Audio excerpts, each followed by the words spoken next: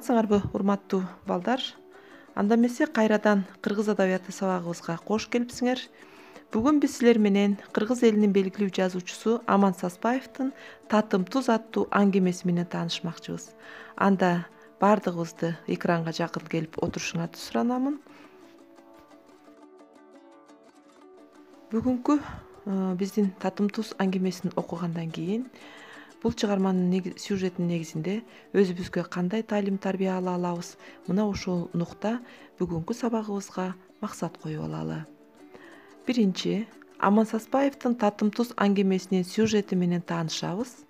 Экинчиси, Татым туз аңгемесиндеги Келгинбай оймокчондор аркылуу үй бүлөсүндөгү ынтымакты, мекенге болгон сүйүүнүн күчтүүлүгүн, улууга урмат кылууну үйрөнөбүз.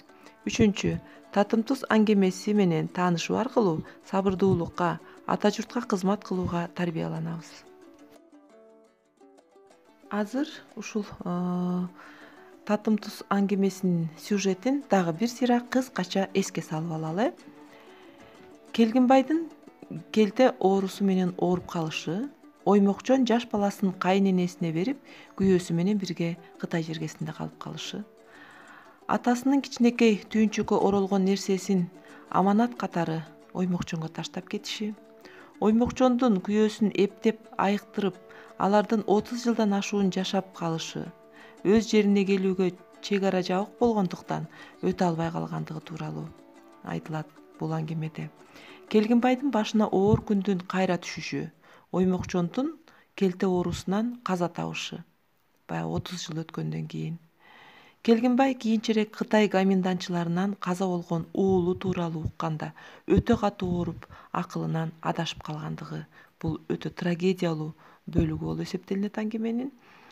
Келгинбайды кошунасы каралашып, кийин ал каза болот.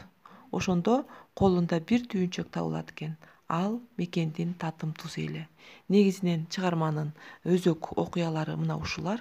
Биз бүгүн ушул айтылган негизги сюжеттик окуя менен өзүбүздүн талкуубузду баштайбыз. Анда ушул аңгеменин негизинде силерге төмөнкүдөй жыйынтыктоочу суроолор берилген. Ошолорго кезекти берейин. Мекендин татым тузунун сыры эмнеде? Эгерде бул суроого даяр болуп калсаңар, анда мен туура жообун дагы айтайын. Бөтөн жерде жүргөндө мекенге болгон сүйүү, кусалык күчөйт. Ошондо сагынычын, кусасын таратуу максатында ушул татым туздан бир чымчым оозуна салып коюп жүргөн.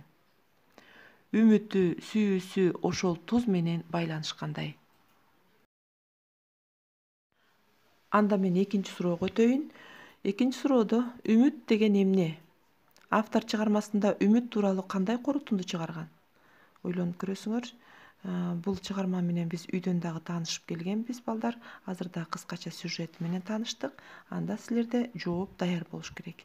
Мен туура жоопту айтайын силерге.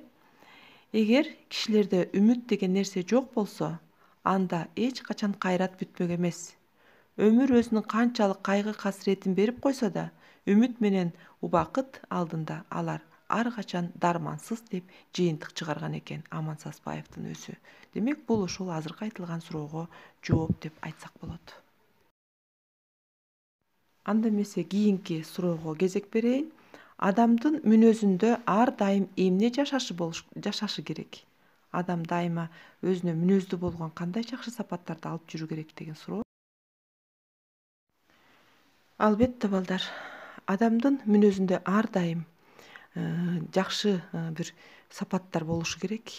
Бул мекенден баштап бардык жакшы нерселерди, ата энени, бир тууганды, баланы, жашоону сүйүп жашоо, ошондой эле үмүт, дайыма жашоого үмүт менен кароо дегендей, максат коюу, максатка жете билүү, мына ушундай жакшы сапаттарды биз өзүбүзгө мүнөз катары калыптандырышыбыз керек. Кийинки сурообуз: кайнатасы оймокчонго кандай аманат таштаган? Бул жоопту силер жакшы билет болушуңар керек. Кайнатасы оймокчонго мекендин татым тузун таштап кеткен, балдар, аманат катарында. Андан кийинки сурообуз бул: Келгинбайдын уулунун аты ким эле? Билебиз бул суроону дагы. Келгинбайдын уулунун аты Эшбол. Аман Саспаевдин татымтуз аңгемеси бизге кандай тарбия берет? Эмнеге шыктандырат? Биз ушул чыгарманы окугандан кийин өзүбүзгө, жүрөгүбүзгө эң жакын болгон жакшы сапаттарды алдык жана жогоруда да айтып келатабыз. Ошолордун баардыгын топтоп туруп, азыр биз кластер түрүндө жооп бергенге аракет кылып көрөлү. Анда даяр болсоңор, биз чогуу жоопту карап көрөлү. Сабырдуулукка, мекенди сүйүүгө, кайрымдуулукка, үмүт үзбөй жашоого, максаттуулукка, жашоону сүйүүгө тарбиялайт экен. Мекен бул татымтуз аңгемеси. Мына балдар, силер ушул татымтуз аңгемесин окуп, ошол жерде, бөтөн жерде башка бирөөнүн көзүн карап, ошолорго мындай бир көз каранды болуп, мекенин өмүр бою куса болуп, сагынып, жете албай, көздөн учуп жүргөн армандуу Келгинбайдын тагдыры менен тааныштыңар. Бул бир карасаңар баягы Аман Саспаевдин өзүнүн дагы өмүр жолуна, тагдырына дагы байланыштуу болуп кетет экен, байкап көрсөңөр. Анткени биздин жазуучубуз дагы ошол 5-6 жашынан баштап Кытай жергесине туугандары менен кеткен боюнча, кийин 40-тын кырына келгенде гана анан өзүнүн мекенине кайра араңдан араң кайтып келбеди беле.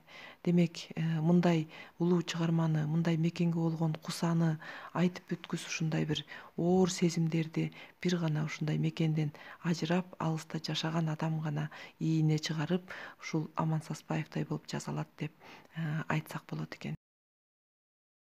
Мекенден алыстап башка бир жака чыгаарда, мурунку мезгилдерде силер дагы билип жүрөт болушуңар керек, кичинекей топуракты түйүп алып анан кийин кеткен учурлар болгон. Эгерде ошол бөтөн жерде баягы ажалым жетип өтүп бул дүйнөдөн өтүп кете турган болсом, ошол мага топурак буйрубай калса, ушул топуракты менин мүрзөмдүн үстүнө сейип койгула деген дагы ушундай ырым бар да. Анан бүгүн силер дагы тааныштыңар, мынакей көрсө туз дагы бул мындай бир ырым, үмүт болуп эсептелинет экен да. Себеби ошол тузду баласына таштап кеткени бул насиптеш болсок экен, кайра кайтып келеби балким менин балам деп. Анткени Келгинбай жалгыз бала болуп атпайбы? Ошол жалгыз баласын атасы ооруп турган жеринде таштап, аргасыз таштап, анын дагы колундагы кичинекей баласын Оймокчондун колунан алып кайненесине бербеди беле? Ошентип өзүнүн кыргыз жерине кайтып кетишти да.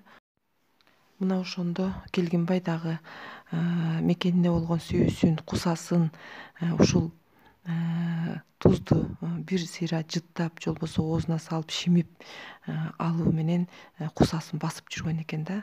Ал ошол өлөр өлгөнчө ошол колунан түшкөн жок. Дайыма боорунда сактап ошол алып жүрдү. Керек болсо жанагы өзүнүн акылынан адашып, акыркы өлөр алдындагы күндөрүндө дагы башка нерсени эстебесе дагы ушул тузду такыр колунан түшүрбөй кармап, анан өлгөндөн кийин дагы анын колунда ошол бир кичинекей түйүнчөктү көрүп калышты. Анан карап ичин ачып карашса, ошол туз болду. Демек, бул мекендин ыйыктыгы, бул баардык нерседен, өмүрдөн дагы кымбат экенин, мекендин улуулугун ушул чыгарма аркылуу биз байкасак болот экен да. Бүгүнкү сабакка активдүү катышып, теманы толук түшүндүңөр деп ойлойм. Ушуну менен биз сабагыбыздын дагы аягына жетип келдик. Анда эмесе үйгө тапшырманы алып алгыла. Менин жеримди сагынып, куса болгонумда ушул туздан жалап алып сагынычымды тараткам. Мага дүйнөдө мындан кымбат нерсе болгон эмес деген Келгинбайдын сөзүн силер үйдөн чечмелеп жазып келгиле. Демек, мен жогоруда да айтып кеттим, ушул мекен бул силер үчүн кандай кымбат, кандай ыйык экендигин, жана Келгинбай үчүн дагы кандай кымбат экендигин салыштырасыз. Ушуну менен балдар, бүгүнкү сабагыбызды дагы жыйынтыктадык.